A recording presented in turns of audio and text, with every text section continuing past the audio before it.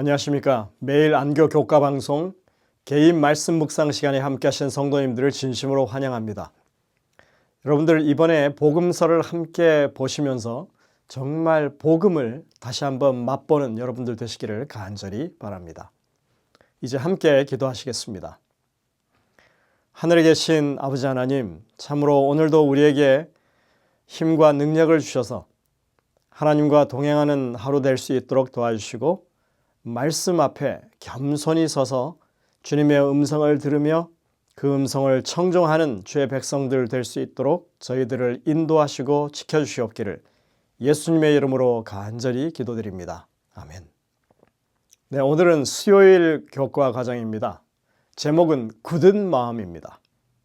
38년 동안이나 일어나지 못했던 병자를 기적적으로 고친 이야기는 유대 지도자들에게 이목을 끌기에 충분한 사건이었습니다.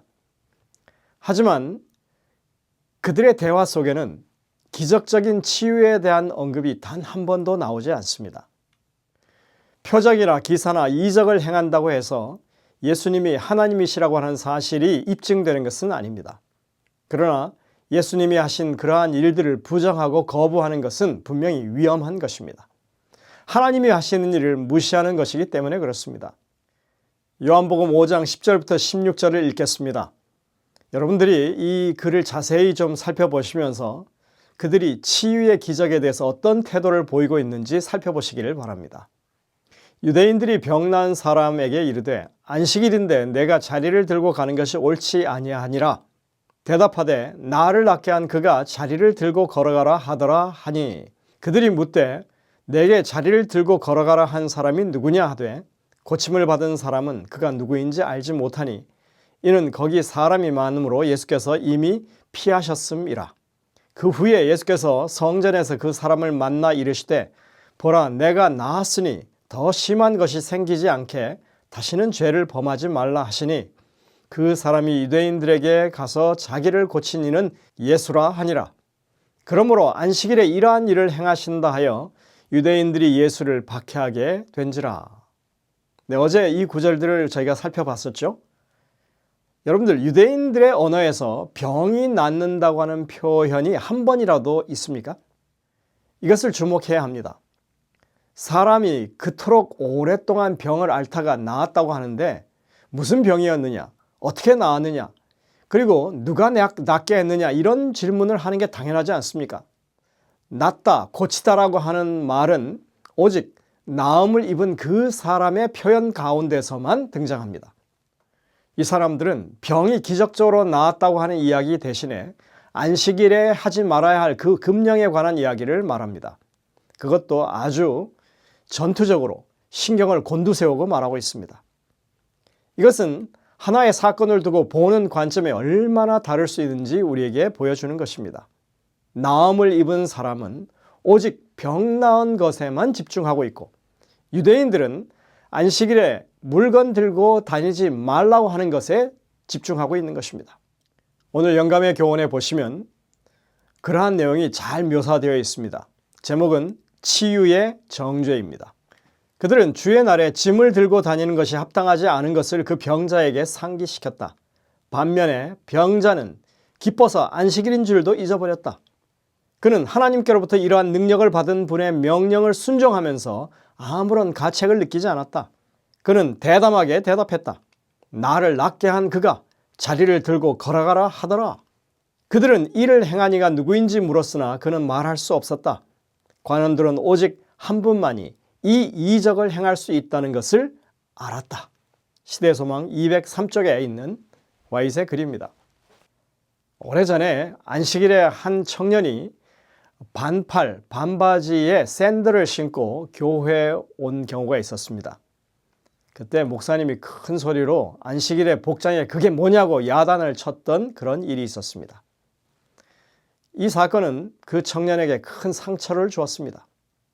근데 여러분들 이런 일은 오늘날에도 교회 안에서 여러 형태로 계속 반복되고 있는 일입니다.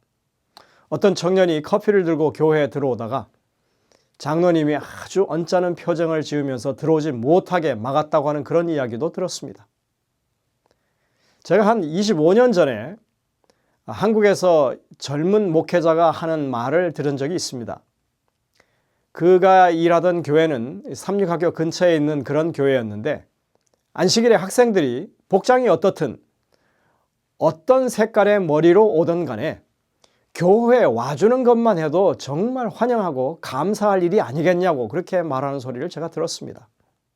또 저는 이곳의 남가주 목회자 중에 한 외국인 목회자가 하는 간증을 들은 적이 있습니다.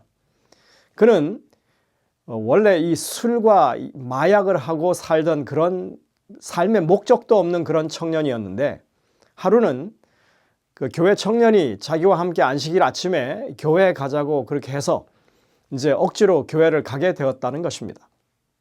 지난밤에 벌써 술도 마시고 그래서 지금 잠결에 일어나가지고 머리는 헝클어져 있고 옷도 대충 입고 그냥 갔는데 누가 봐도 이 사람이 교회에 올 복장으로 온 것이 아닌 게 분명했습니다. 환영받지 못할 일이었죠.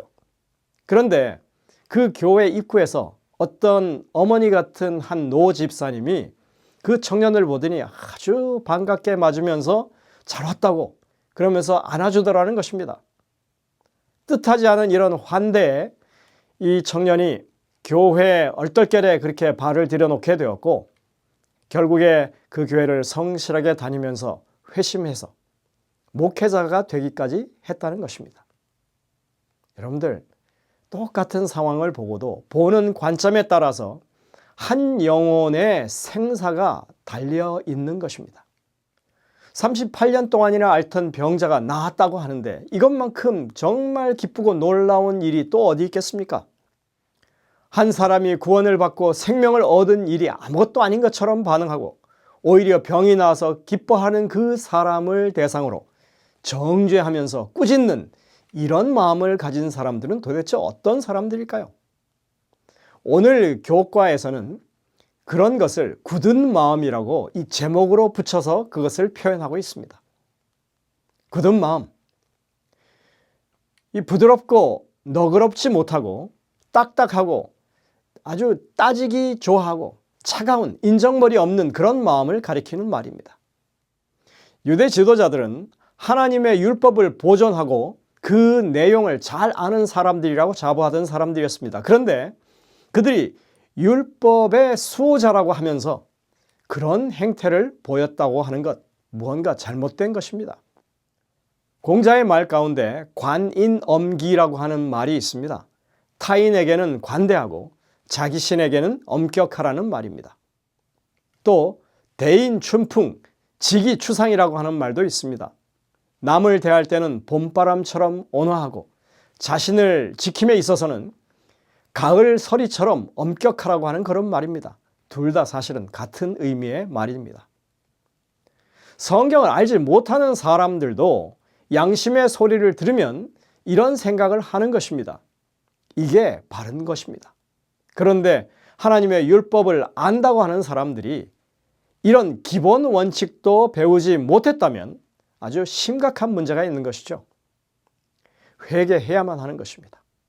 유대인들은 남에게는 엄격하고 자신들에게는 늘 관대한 그런 율법 정신을 가졌었습니다. 주님은 그런 잘못된 사상을 철저히 배격하십니다. 예수님께서 행하셨던 기적을 바라보면서도 그 종교 지도자들이 예수님께 대해서 보여줬던 그 굳은 마음을 우리는 어떻게 이해할까요? 우리는 바로의 마음을 떠올리게 됩니다. 하나님의 말씀, 그 명령에 대해서 바로는 마음이 더욱더 굳어져만 갔습니다. 그는 하나님의 위대하심을 인정하지 않고 자신의 능력을 과신했습니다. 하나님께서 큰 능력을 보여주셨지만 그는 그럴수록 더욱더 마음을 닫았습니다. 그 결국은 파멸이라고 하는 것을 우리는 잘 압니다. 유대인에게 안식일에 환자를 치료하는 것은 비상 상황에서만 허용되는 일이었습니다. 38년이나 병을 앓고 있던 그 사람을 치료하는 것은 결코 그들에게 응급 상황이 아닌 것이었습니다. 그들은 그렇게 생각한 것이죠. 게다가 예수님이 굳이 자리를 들고 가라고까지 이렇게 시킬 필요가 있었겠는가? 그가 하나님으로부터 그런 기적을 행할 수 있는 능력을 받은 사람이라면 안식일에 자리를 들고 가는 것 정도, 그것이 금해져 있다고 하는 사실을 알았을 것 아닌가, 이렇게 그들은 생각했던 것입니다. 그러나 예수님께서는 참된 신앙을 억누르고 말살하려고 하는 인위적인 규칙과 규정을 넘어서 제자들을 더 깊은 성경적 진리로 인도하기 위해 때로는 의도적으로 그런 일들을 행하셨던 것입니다.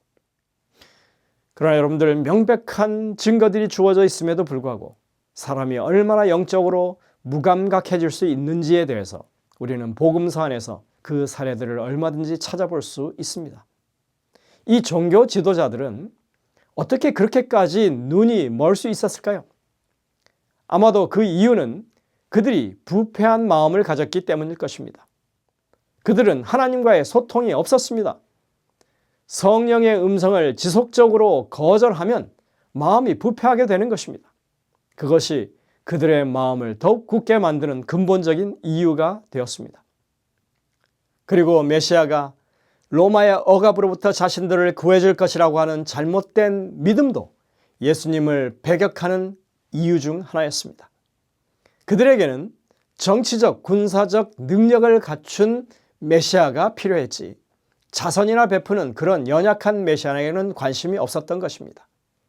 만일 그들이 하나님의 예언을 자세히 연구했더라면 다니엘서 71회의 예언에서 예루살렘의 멸망과 메시아의 죽음에 대한 기별을 제대로 그들이 깨달았더라면, 이사야 53장에 나와 있는 고난받는 종에 대한 기별을 말씀 그대로 그들이 받아들였더라면 그들은 예수님을 배격하지 않았을 것입니다.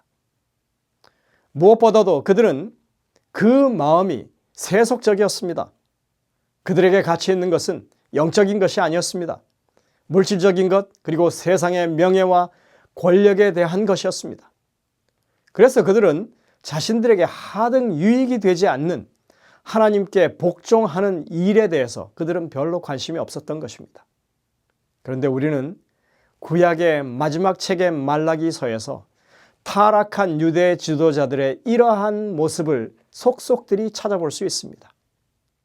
다른 말로 하자면 400년 전에 말라기 시대에나 예수님 오셨던 그 복음서가 기록된 시대에나 그들의 영적인 상태는 개선되지 않고 있었다고 하는 것입니다. 예전에 제가 신학과 1년 때 그 창세기를 가리켜서 창조로 시작해서 입관으로 끝나는 책이라고 배웠습니다.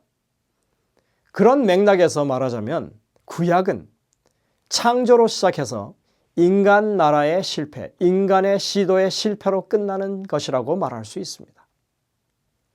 하나님과의 교제가 없고 잘못된 메시아관을 가졌고 그런 교회관을 가졌고 영적인 것을 무시하고 세속적인 것에 가치를 두는 그런 신앙, 이것이야말로 사람들을 보지 못하게 만들고 듣지 못하게 하는 그런 근거가 되는 것입니다.